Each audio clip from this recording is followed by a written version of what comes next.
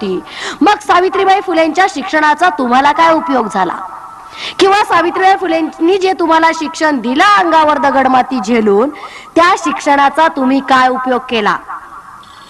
फक्त नवऱ्याची सेवा करायला, सत्संगाला जायला आणि पोथी पुराण वाचता यावीत, वैभव लक्ष्मीचे पारायण करावेत, याच्यासाठी सावित्रीबाई फुलेनं तुम्हाला शिक्षण नाही दिलं. याच्यासाठी सावित्रीबाई फुलेनं दगडमाती नाही झेलली. याच्यासाठी सावित्रीबाई फुलेंनी वाटेल तसा मान अपमान नाही सहन केला. याच्यासाठी सावित्रीबाई फुलेंनी हक्काचं सासऱ्याचं घरदार नाही सोडलं. कशासाठी केला हा सगळा उपद्व्याप?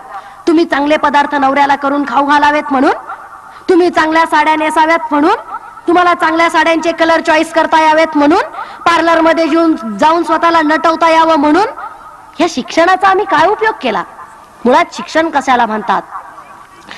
राष्ट्रपिता ज्योतिराव फुले असं म्हणतात की जे खरं आणि खोटं ओळखण्याची ताकद देतं ते शिक्षण असतं. जिजाऊ असं म्हणतात की जे सत्याला आणि असत्याला वेगळं करतं त्याला शिक्षण म्हणतात.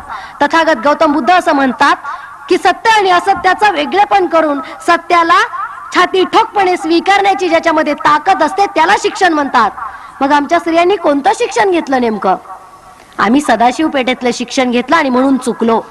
आम्ही फुल्यांच्या गंज पेठेतलं जर शिक्षण घेतलं असतं, आम्ही सावित्रीबाई फुलेंचं जर शिक्षण घेतलं असतं, तर आम्ही फार चांगल्या प्रकारे सुशिक्षित झालो असतो. पण आम्हाला सुशिक्षित म्हणावं असं मला वाटत नाही. कोणताही समाज घडण्याच्या 4 पायऱ्या असतात: शिक्षित, सुशिक्षित, सुसंस्कृत आणि सृजनशील. शिक्षित म्हणजे ज्याला लिहिता वाचता येतो तो. सुशिक्षित म्हणजे ज्याला लिहिता वाचता येतं आणि काय लिहिलेलं आहे, काय वाचलेलं आहे याच्यावर विचार करता येतो तो म्हणजे सुशिक्षित. आणि ज्याला विचार करता येतो आणि स्वतःची अशी संस्कृती निर्माण करता येते, स्वतःच्या समाजाची संस्कृती निर्माण करता येते, त्याला सुसंस्कृत असं म्हटलं जातं. आणि सृजनशील त्या समाजाला म्हटलं जातं जो समाज आपला इतिहास विसरत नाही आणि इतिहास घडवत असतो आणि समाज म्हणून वावरत असतो, त्याला सृजनशील समाज असं म्हटलं जातं. आम्ही कोणत्या अवस्थेत आहोत? सर, याचा थोडक्यात आणि 1-2 वाक्यात तुम्हाला अर्थ सांगते. साधी गोष्ट आहे. एखाद्या माणसावर अन्याय झाला, एखाद्या माणसावर जर अन्याय झाला, तो ज्या समाजातला आहे त्या समाजातली दिल्ली ते गल्ली लोक त्या माणसासाठी, त्याच्यावरचा अन्याय दूर करण्यासाठी ज्यावेळेस एकत्र येतात त्याला सृजनशील समाज असं म्हणतात. ज्या वेळेस विठ्ठल मंदिर आम्ही ताब्यात घेणार असं शासनानं जाहीर केलं, त्यावेळेस गल्ली ते दिल्ली ब्राह्मणांनी विरोध केला. याला समाज म्हणतात. आम्हाला नाही कळत काय.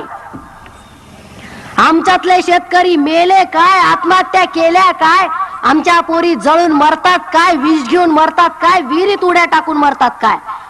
मी कोर्टामध्ये प्रॅक्टिस करते, मला अजून एक ब्राह्मणाची केस नाही सापडली की ज्या बाईनं स्वतःला संपून घेतलाय. सगळ्यात जास्त या केसेस जर कोणामध्ये असतील तर ओबीसी समाजामध्ये. सगळ्यात जास्त महिला मरणाच्या, आत्महत्येच्या, विहिरीत पडून मरण्याच्या, जाळून घेण्याच्या आणि विष पिऊन मरण्याच्या जर पोरी कोणाच्या असतील तर कुंड्यांच्या आहे, माळ्यांच्या आहे, धनगरांच्या आहे. का आमच्या पोरी अशा मरतात? का आम्ही एवढ्या लवकर आमच्या पोरींना निराश्रित करतो? तर याचं सगळं जर श्रेय कोणाला जात असेल तर तुमच्या हिंदू धर्माला जातं, तुमच्या व्रतवैकल्याला जातं आणि तुमच्या धर्म पुरोहितांना जातं. कारण की आम्हाला सक्षम असं शिक्षणच दिलं नाही. त्याच्यामुळे आम्ही सक्षम आमचा पाया घडवू शकलो नाही आणि त्याच्यामुळं कुठलीही इमारत बांधायला घेतल्यानंतर ती लवकर ढासळते, तशा आमच्या महिला ढासळायला लागल्या. काय करतो आम्ही? तुळशीचं लग्न करतो. काय तुळशीचं लग्न? वृंदा नावाची एक राणी, तिचा नवरा जालंधर. जालंधर हा असुर होता. असुर म्हणजे तुम्हाला वाटेल राक्षस होता. तुम्ही टीव्हीत मालिका बघता ना, देव विरुद्ध राक्षस. हे राक्षस तुम्हाला फार क्रूर वाटत असतील नाही? घृणा येत असेल त्यांच्याविषयी, कारण सुंदर सुंदर देवांचा ते पाडाव करतात. तुम्हाला माहिती आहे सुंदर सुंदर देव कोण आहेत?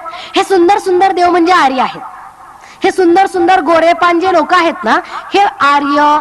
त्यांना तुम्ही युरेशियन ब्राह्मण म्हणू शकता, त्यांना तुम्ही वैदिक म्हणू शकता. ही लोक आर्य आहेत.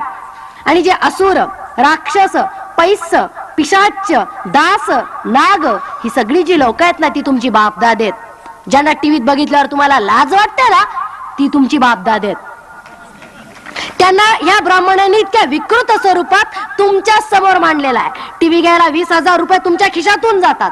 केबलवाल्याला 100-200 तुम्ही बघता. तुमच्या बापदाद्यांना मारलेलं, तुमच्या बापदाद्यांचे अपमान, त्यांच्या अस्मिता हरण केलेला आणि त्यांचा पराभव आणि तुमच्या आया बहिणीवरचे बलात्कार तुम्ही बघता. पैसा तुमचा आहे, घाम तुमचा आहे, राज्य तुमचं आहे, आणि तुम्ही मात्र परक्यांच्या विजयाचे क्षण मोठ्या उत्साहाने आणि हसत हसत बघत असता. याच्या इतकी गुलामगिरी वाईट कोणतीच नसते.